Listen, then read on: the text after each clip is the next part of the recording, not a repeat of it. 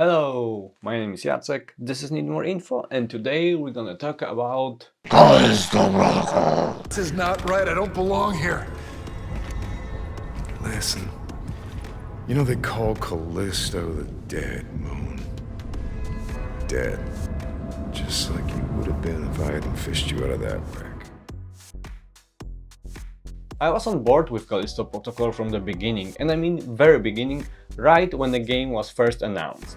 Everything they showed was right up my alley, and the premise of veterans from Visceral Games making their own spiritual successor to one of my favorite survival horrors, Dead Space, was really exciting. And then there's Glenn A. Schofield, the CEO of the company. I like the man, he seems really passionate about what he's doing, and I really like listening to his interview that he has given over the years. I think he belongs to the group of those few creators that are recognizable and somehow snuck a little bit into the mainstream.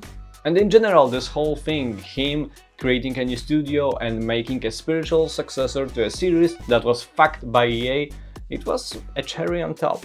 And at this point, everything I saw from the game looked great and was promising a polished, graphically impressive survival horror experience. I got a job to do.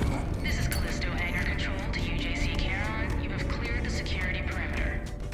The game starts well enough with a short introduction sequence in which we meet our hero Jacob, who is a pilot, a delivery courier of sorts. He's just on the verge of completing another job when his ship is attacked by pirates and crash lands on the titular Callisto, where he's quickly thrown into jail that just happens to be set on this moon.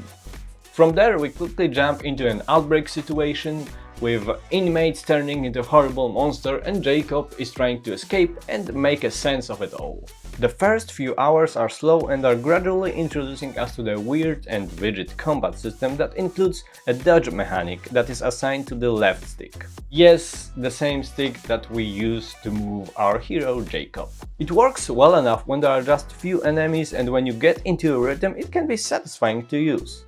Unfortunately, when the game starts throwing larger groups of enemies at you, it can become quite unwieldy. You see, the combat in the Callisto Protocol is very context sensitive, so it's really easy to dodge the wrong enemy than the one you are trying to actually dodge. And the same goes for melee attack. Executing an attack triggers an animation that locks you into a specific enemy. For me, the whole thing felt like it was tuned to be flashy and brutal, with emphasis on animations rather than responsiveness and control. Also, killing an enemy with melee can sometimes trigger an overly long finisher animation during which you have no control over the character. Yeah, at first I thought those animations are interactive and I have to keep pressing the attack button, but once I tried not doing anything at all and the animation was playing just the same. Those animations really can break the pace of the combat encounters and also break the tension, as other enemies cannot touch you during those finishers. Yeah, the whole system, while functional, I was just keep wishing it would allow for more creative melee combination for some combos, and basically that it would control better. Still, for the purpose of science fiction survival horror game, it felt adequate, and I didn't mind it as much during the first few hours of the 12-hour long campaign. Especially since the game looks amazing and the highly detailed environment are just oozing with atmosphere. Exploring the Black Iron Prison during the first few hours gave me the same chills that Dead Space gave me when I first booted it on my Xbox 360 over 14 years ago. So at first, Callisto Protocol really immersed me with its world. I really felt the tension of exploring a space prison full of mutated inmates, but even during the time when I mostly enjoyed the game, some small annoyances were popping up from time to time. And I do mean popping up literally, because I'm talking about eggs from which monsters jump up and eat your HP.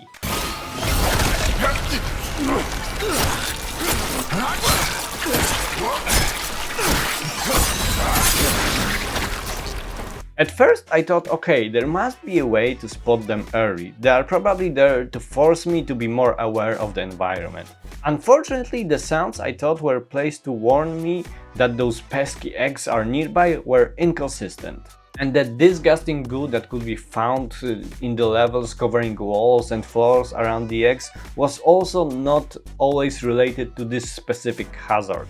The final straw that basically made me give up making sense of this mechanic at all was the moment where one of the eggs was placed right at the end of the ventilation ducts, basically giving me no way to spotting the egg early and shoot it. At this moment it was clear that this enemy type was simply undercooked when it came to its design. Similarly, when opening some chests or lockers, a bug can jump out of them and attack you, also triggering quick time event. They are kinda the equivalent of mimics from Dark Souls, but there is no way of telling which chests are dangerous, so kinda like mimics, but bad. The other small thing that was breaking my immersion was the way the levels were connected. While the highly detailed levels make Black Iron Prison feel like a real place, this sense was broken by the inelegant way some levels are connected. Sometimes, for example, you go down the ladder, the screen fades to black and then moments later, the next level begins. It looks like maybe they planned to place some levels in between, but they had to cut them. Even with all the problems I mentioned, overall it was a still enjoyable survival horror experience for me, but this changed in the second half of the game, which turns into a frantic horror-themed shooter.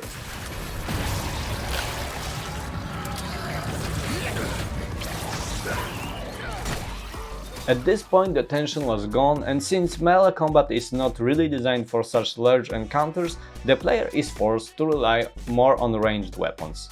And the ranged weapons were basically boring and not as satisfying to use as the melee combat. Also on the normal difficulty I basically ran out of ammo maybe once or twice. While the enemies react appropriately when you shoot their limbs, you can't really dismember enemies using guns like in Dead Space, so the game just turns into an average shooter in the second half.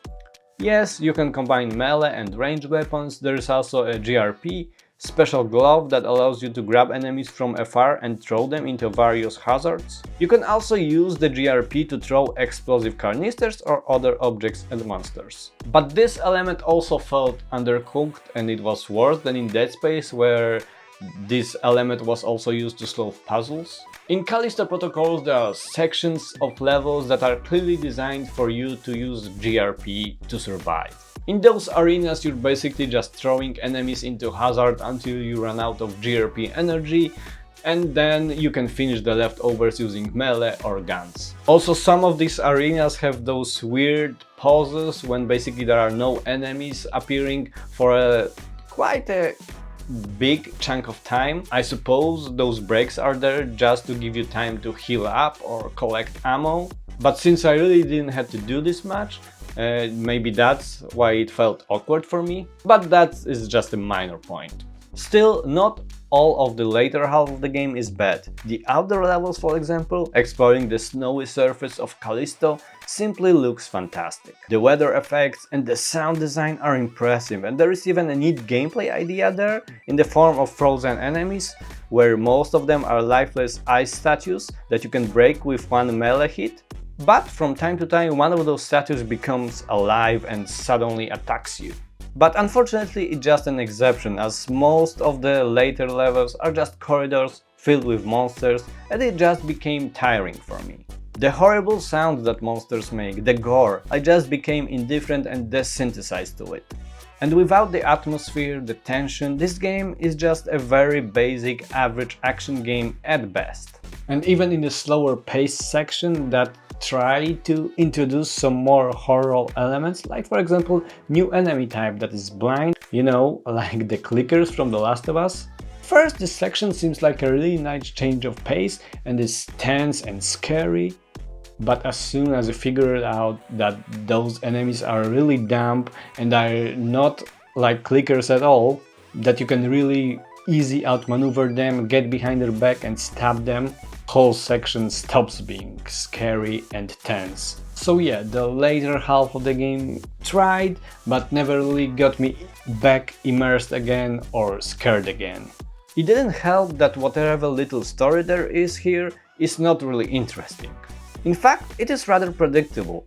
I don't know if I would care more about Jacob if I knew more about him, if he had some other personal motivation than simply wanting to escape.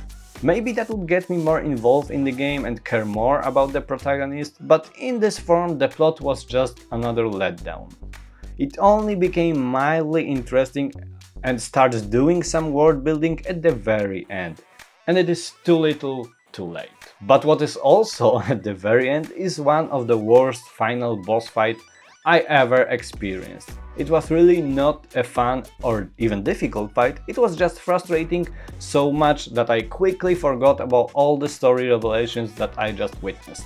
And don't even get me started on the mini-bosses, or rather one mini-boss that you have to fight 4 times. The fuck?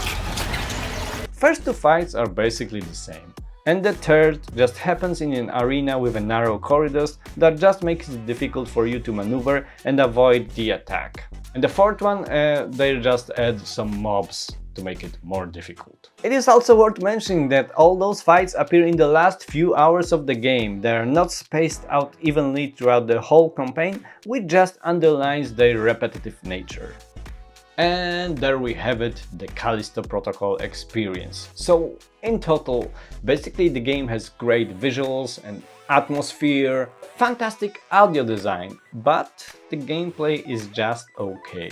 And it is more than fine when I was just methodically exploring the dark corridors of Black Iron Prison and sporadically fighting with small groups of enemies, but when the game focuses just on the combat, it fails. It wore me down with endless repetitive encounters, weak boss fights and ultimately an unsatisfying story. On top of it, I was really hoping it will be more than just Dead Space with different name, but unfortunately it is clear that they were trying to make Dead Space again, but where they diverge from the original, like the focus on the more traditional ranged weapons that you cannot really use to dismember enemies, it was a change for the worse. The game looks and sounds amazing and has some great moments, especially in the first half.